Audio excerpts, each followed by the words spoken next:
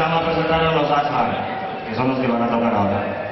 Y antes también era Heavy, pero ahora soy Punky.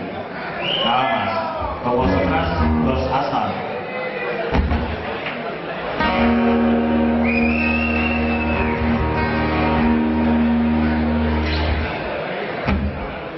Bueno, Gabon, zorionak gure goza, eta urte askotarako got.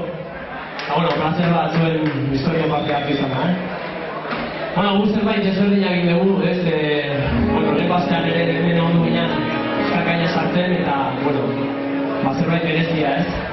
Eta bat.